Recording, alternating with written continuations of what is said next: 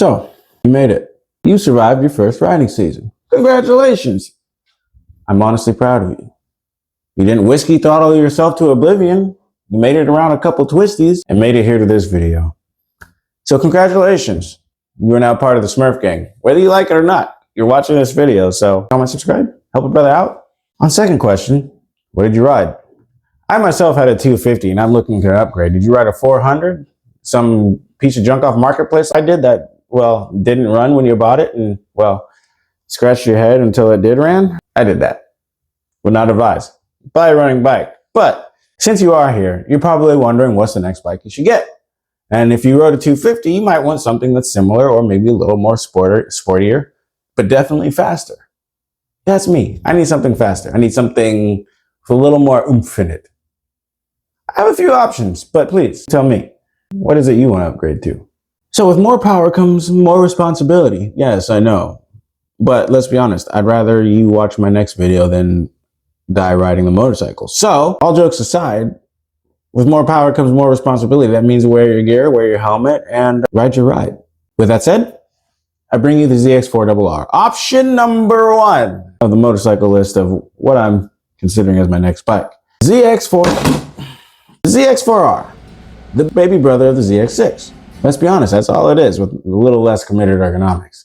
It's a 16,000 RPM Banshee of a small 400cc 4-cylinder. The only one on the US market. And by God, is it amazing. With a tune, you can get 80 horsepower and a 415-pound motorcycle, but 50 from the factory is a quality step up from 36 horsepower and 12 to 16 pound-feet of torque. But that's when it came off the factory. This is a 20,000 mile plus 2008. It's 250. What do you expect?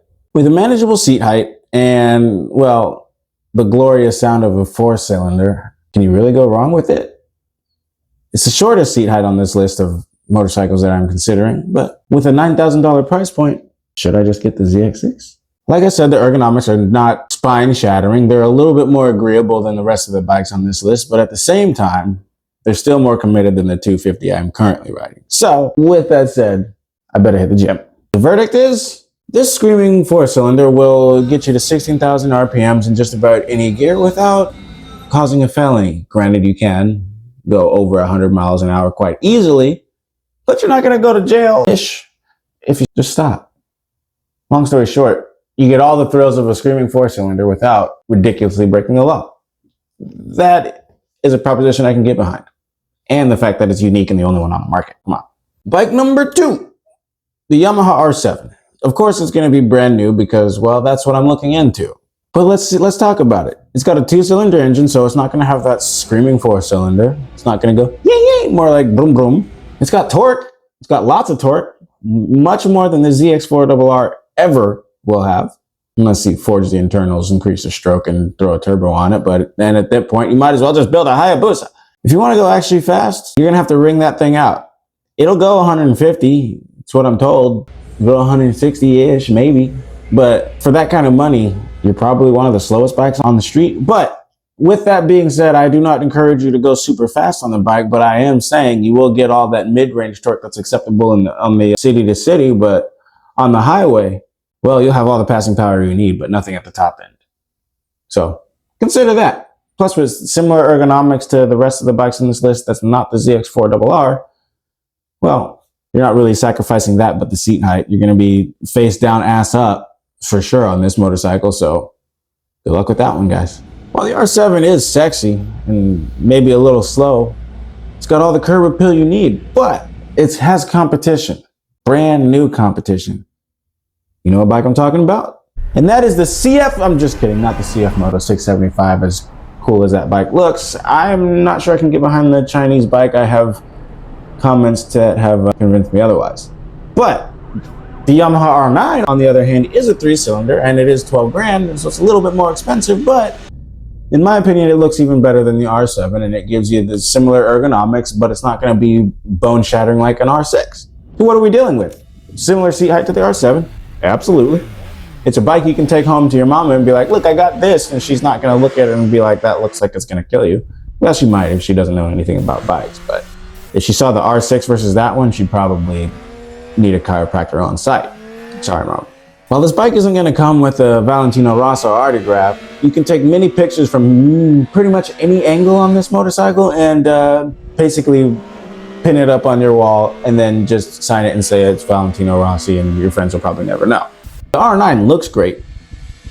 I want to sit on it to find out if it feels great, but at the same time, wow, pause, hold on, wait a minute. I want to ride the R9. Shut up. But at $12,000, it's either that or the next bike on this list. Because out the door, I'm sure they're going to cost me the same, but that is if you don't consider the new bike tax. It's an R9. It's the first model year it's coming out, whenever it does come out. But I might hold my checkbook for that. Who knows? Let me know in the comments. Are you trying to wait for the R9? Or are you trying to get a bike now? Can you be patient? I don't know if I can, but that R9 just might be worth the wait. Next is the ZX6R. Would I call it a starter bike? Absolutely not. Have people started on it? Absolutely. But please keep in mind, it's a risky thing to do because I'll be honest, I learned a lot on my 250. I learned a lot. The ZX6, I couldn't do all the things that I learned on my 250 on the ZX6. I would have been high-sided or low-sided or over the handlebars or something like that long before I even made this video. So don't get it as your first bike if you're taking any advice from this video or any of these bikes, except for maybe, well, the ZX4R. I think that would be the most approachable. But the ZX6, the older, bigger brother of the ZX4, is a bike that's been used in Kawasaki's lineup for a long time and for good reason. It is one of the kings of the middleweight sport bike, and if it wasn't for the R6, I'm sure it would be the most heavily sought after, most talked about sport bike probably of all the modern existence since 2000, I'd say. But besides all that, with a manageable seat, I actually did get to sit on it and quite comfortable ergonomics. I don't know, that bike is pretty impressive, but it doesn't have the downshift. It doesn't have that, unfortunately. It doesn't have the quick shift down. So while the ZX4RR does, for another couple of grand, I can have quick upshift and 100 and something horsepower from the factory, no tuner required. Now, people do say stuff about the power band and that it goes like this in between 5,000 and top end, but look, tunes aren't that expensive like they are on for a car. And at the same time, I just want something a little faster. I'm not looking to go to the moon and back. I'm looking to go for the rest of my life on this bike. And look, ladies and gentlemen, this bike is a beautiful bike. It's a ZX6R. It's a little higher than the ZX4RR, but lower than both the R7 and the R9. I think it might be the perfect bike for me for all the reasons of ergonomically acceptable, at least to me. I'm 5'6" with 32 or less inch inseam, I can tell you that. I am, well, not a new rider, but ready to upgrade because the 250 just ain't cutting it. And well, it looks great and it screams like a 4-cylinder. Oh. Ladies and gentlemen, what more can I ask for? Okay. I think I might get the ZX4RR. But if you can convince me otherwise, please leave it in the comments. The R9 is intriguing, the ZX4RR is intriguing, the R7 is intriguing, and the ZX6 is intriguing. Decisions. But what do you think? I'm Afro Smurf. If you made it this far, comment Smurf Gang as well, and let me know what you're trying to ride. I'm gonna go hit the gas. Peace.